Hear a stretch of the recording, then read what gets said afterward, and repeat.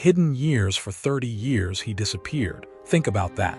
30 years of silence, no miracles, no sermons, no signs, just a carpenter's son in a forgotten village, working with wood and stone, living a life so ordinary that if you had passed him on the street, you wouldn't have looked twice.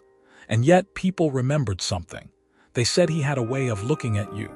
Not through you, but into you. As if he could see the parts of yourself you kept hidden, your fears, your shame, your deepest hopes, and instead of judging, he understood. There's a moment, recorded in the ancient texts, that gives us a glimpse of what was already stirring inside him. He was 12 years old. His family had traveled to Jerusalem for Passover, the holiest festival in the Jewish calendar. Thousands of pilgrims crowded the city. And when it was time to leave, his parents assumed he was somewhere in the caravan traveling with relatives.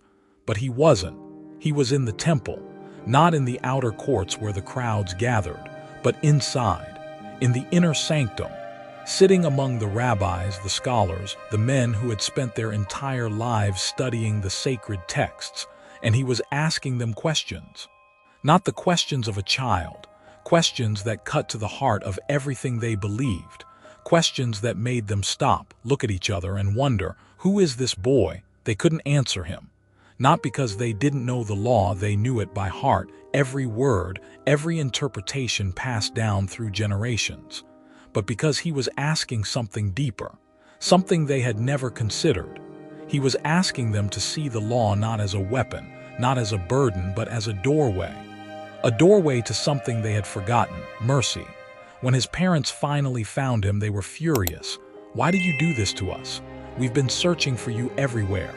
And he looked at them with those eyes, calm, certain, unafraid, and said something that still echoes through history. "Didn't you know I had to be in my father's house? His father's house.